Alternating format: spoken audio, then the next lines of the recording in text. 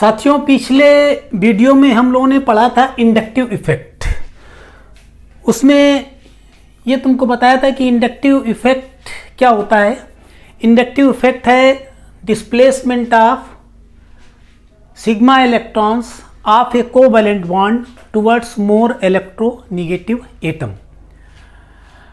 इसमें तुमको बताया था कि इंडक्टिव इफेक्ट दो तरीके से होता है, एक होता है प्लस आई इफेक्ट और एक होता है minus I effect.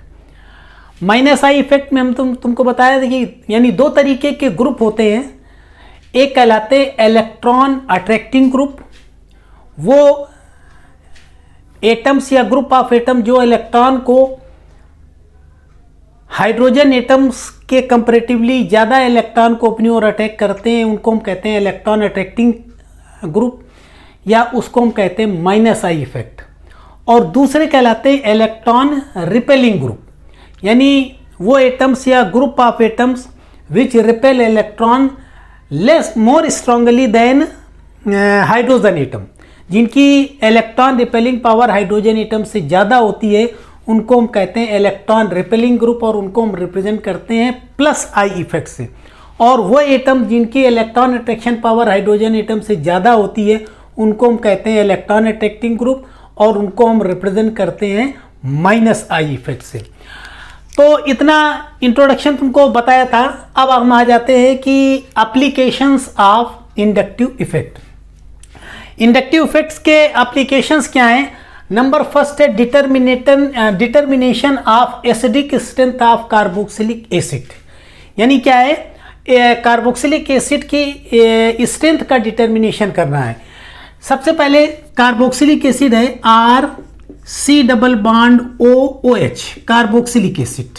Carboxylic acid को हम एसिड क्यों कहते हैं कि according to Lowry Bronsted concept, वो कंपाउंड्स जो डिसोसिएट होकर के H आयन देते हैं, दे आर कॉल्ड एसिड्स। अब दूसरी चीज, इसी तरीके से बात कार्बोक्सिलिक एसिड की है। ये कार्बोक्सिलिक एसिड डिसोसिएट होकर के कार्बोक्सिलेट आयन देता है और इसके साथ साथ यहाँ पर क्या करता है, H पॉजिटिव आयन देता है। और जब ये H पॉजिटिव आयन देता है तो हम ये कहते हैं कि this is acidic in nature. दूसरी चीज हमें क्या है, determination of acidic strength. Acid की स्ट्रेंथ का डिटर्मिनेशन करता है वो एसिड्स जो बड़े इजीली और more number of H ion देते हैं, they are called strong acid. और वो एसिड्स जो कि लेस इजीली इलेक्ट्रॉन्स यानी लेस इजीली प्रोटॉन रिलीज करते हैं, उनको हम क्या कहते हैं, वीक एसिड्स कहते हैं। यहाँ पर है क्या, यहाँ पर हम एसिड्स का कंपैरिजन करेंगे कि कौन सा एसिड्स ज़्यादा स्ट्रॉन्गर है, कौन सा वीकर एसिड है। दूसरी चीज यानी कैसे हम बताएंगे कि ये एसिड स्ट्रॉन्ग है या ये एसिड वीक है। तो सबसे पहले हम एक अपनी कॉमन सेंस लगा लें और अपना लॉजिक लगा लें। किस तरीके से लगा लें कि ये कार्बोक्सिलिक एसिड है RC∼OH, ठीक। क्या करेगा ये कार्बोनिल ऑक्सीजन एटम, क्या करेगा, due to minus I effect electron को अपनी ओर अट्रैक्ट करेगा। माइनस आई इफेक्ट की वजह से ये इलेक्ट्रॉन को अपनी ओर अट्रैक्ट करेगा, जिसकी वजह से ये इलेक्ट्रॉन्स इधर को मूव करेंगे और इस ऑक्सीजन हाइड्रोजन बॉन्ड के इलेक्ट्रॉन इधर की तरफ मूव करेंगे। यानी इलेक्ट्रॉन्स इधर को ऐसे करके ऐसे मूव करेंगे। और जब ये इलेक्ट्रॉन इधर को मूव करेंगे तो क्या हो जाएगा, ये बॉन्ड ब्रेक हो जाएगा और ऑक्सीजन पर निगेटिव चार्ज आ जाएगा, H पर पॉजिटिव चार्ज आ जाएगा। वो डिसोसिएट होकर के क्या कर सकते हैं, कार्बोक्सिलेट आयन दे देंगे और H पॉजिटिव आयन दे देंगे। हम ये क्या कहेंगे कि दिस इज एसिडिक स्ट्रेंथ। ये क्या है, इसने H आयन क्यों दिया, due to electron attraction of carbonyl oxygen atom due to minus inductive effect, ठीक है। तो जितने भी कार्बोक्सिलिक एसिड होंगे, इन सभी कार्बोक्सिलिक एसिड में कार्बोक्सिलिक ग्रुप ये प्रेजेंट होगा, ठीक।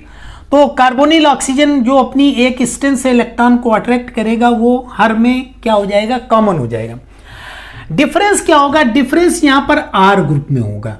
अगर ये R group electron attracting group हो तो क्या करेगा, अभी तो कार्बोनिल ऑक्सीजन ये इलेक्ट्रॉन को अट्रैक्ट करेंगे, अब ये भी इलेक्ट्रॉन अट्रैक्टिंग हो जाएगा तो ये भी इलेक्ट्रॉन को क्या करेगा, अपनी ओर अट्रैक्ट करेगा।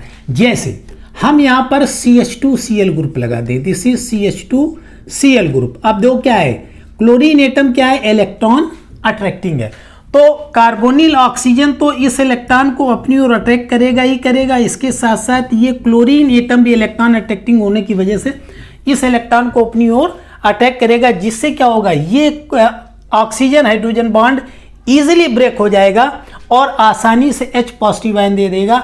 हम ये कहेंगे कि ये एसिड क्या हो गया, मोर स्ट्रॉन्गर एसिड हो गया देन एसिटिक एसिड। तो है क्या, अगर इसी जगह पर हम क्या करें, ये कार्बोक्सिलिक ग्रुप है, इसमें हम क्या करें CH3 ग्रुप लगा दें, तो एल्किल ग्रुप क्या होते हैं, एल्किल ग्रुप जो होते हैं ये होते हैं इलेक्ट्रॉन रिपेलिंग। अब ये क्या करेगा, ये इधर से इलेक्ट्रॉन रिपेल करेगा, तो अब जो इलेक्ट्रॉन इधर से जा रहे थे वो इलेक्ट्रॉन इधर से भी जाएंगे तो क्या हो जाएगा, यहाँ से इलेक्ट्रॉन का अट्रैक्शन कम हो जाएगा, इधर से भी इलेक्ट्रॉन जाएगा, इधर से भी इलेक्ट्रॉन जाएगा, तो यहाँ पे इलेक्ट्रॉन का अट्रैक्शन कम हो जाएगा, तो क्या हो जाएगा, ये लेट प्रोटॉन देगा, और जब ये लेट प्रोटॉन देगा तो क्या हो जाएगा, it will be less acidic. तो यानी एसिटिक एसिड है CH3COOH, इसमें क्या है, इलेक्ट्रॉन रिपेलिंग ग्रुप प्रेजेंट है, जिसकी वजह से क्या होगा, यहां पर प्रोटॉन का रिलीज लेट होगा और ये क्या हो जाएगा, लेस एसिडिक हो जाएगा। और क्लोरो एसिटिक एसिड है, इसमें ये भी इलेक्ट्रॉन अट्रैक्ट कर रहा है, कार्बोनिल ऑक्सीजन एटम भी इलेक्ट्रॉन कर रहे हैं, इलेक्ट्रॉन दो जगह से इलेक्ट्रॉन हो रहा है, अट्रैक्ट हो रहा है, तो क्या हो जाएगा, ये इजीली प्रोटॉन दे देगा और क्या हो जाएगा, मोर एसिडिक हो जाएगा। एक तो ये एक हमने कॉमन लॉजिक लगाई और एक तरीके से इसको रिप्रेजेंट किया। कहने का मतलब ये है कि जो एसिडिक स्ट्रेंथ होगी, acidic strength will be directly proportional to the -I effect.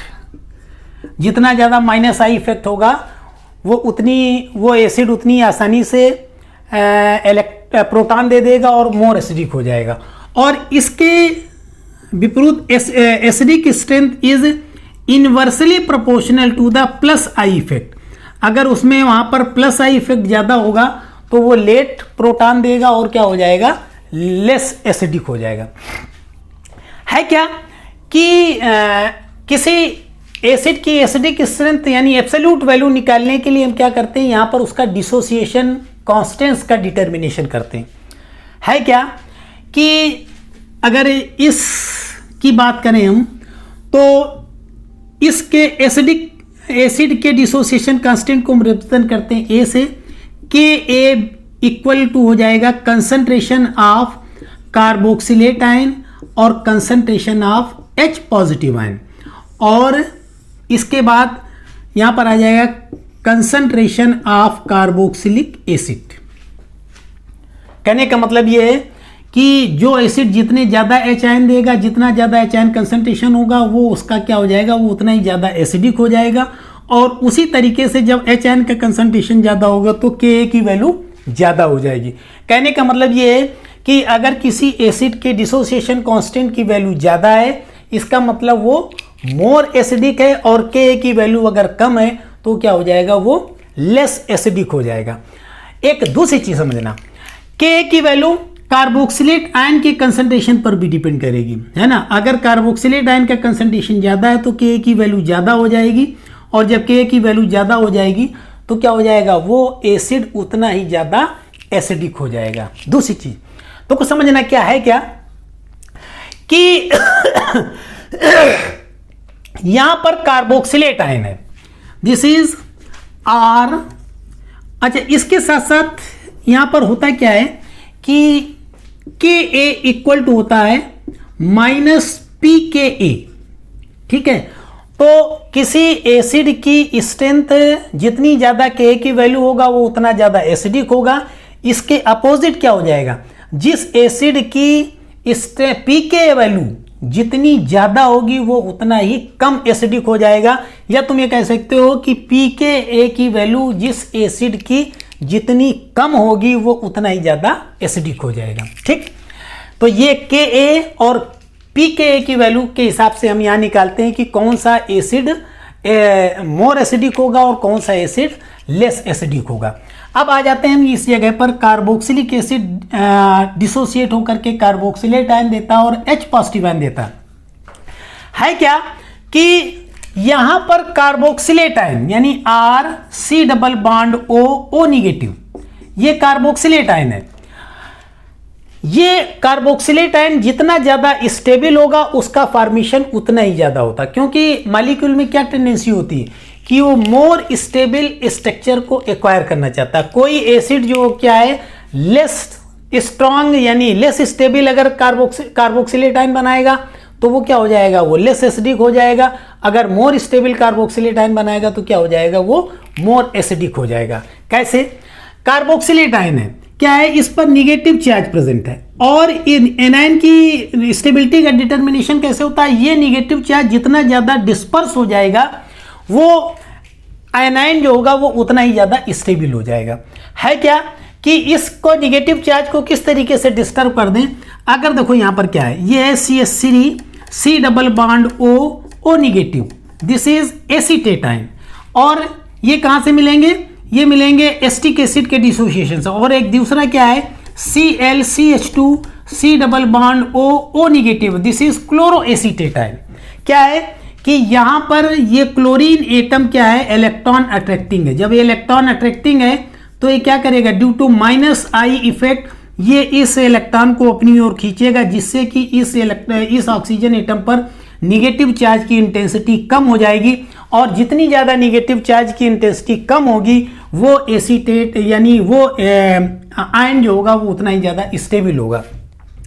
इस एसीटेट आयन को अगर देखें तो इसमें क्या है, दिस इज यानी एल्किल ग्रुप है, मेथिल ग्रुप क्या है, दिस इज इलेक्ट्रॉन रिपेलिंग। ये क्या करेगा, इलेक्ट्रॉन को अपनी ओर से रिपेल करेगा, जिसकी वजह से इस पर क्या हो जाएगा, निगेटिव चार्ज बढ़ जाएगा, intensity of negative charge increase कर जाएगी। और जितनी ज़्यादा इंटेंसिटी निगेटिव चार्ज की होगी वो कार्बोक्सिलेट आयन क्या हो जाएगा, उतना ही लेस स्टेबल हो जाएगा। तो अब अभी तक हमने क्या निकाला था कि acidic strength is directly proportional to -I effect. तो -I इफेक्ट की वजह से क्या हो रहा है, कार्बोक्सिलेट आयन ज़्यादा स्टेबल हो रहा है। तो जब ज़्यादा स्टेबल हो रहा है तो क्या हो जाएगा, वो मोर एसिडिक हो जाएगा, वो एसिड क्या हो जाएगा, मोर एसिडिक हो जाएगा, क्योंकि मोर स्टेबल कार्बोक्सिलेट आयन बनाएगा। मॉलिक्यूल में टेंडेंसी होती है कि मोर स्टेबल स्ट्रक्चर को एक्वायर करना चाहता है। तो इनमें क्लोरोएसिटिक एसिड और एसिटिक एसिड की बात करें तो यहाँ पर क्या होगा, ये एसीटेट आयन जो बनेंगे क्या हो जाएंगे, ये लेस स्टेबल होंगे। जब लेस स्टेबल होंगे तो इनका यानी इसकी बनाने की टेंडेंसी कम हो जाएगी, जिसकी वजह से क्या हो जाएगा, एसिटिक एसिड डिसोसिएट होकर के कम एसीटेट आयन बनाएगा और कम H आयन देगा, जिसकी वजह से वो क्या हो जाएगा, लेस एसिडिक हो जाएगा। इसके एप्लीकेशंस को और आगे नेक्स्ट वीडियो में कंटिन्यू करेंगे। Thank you.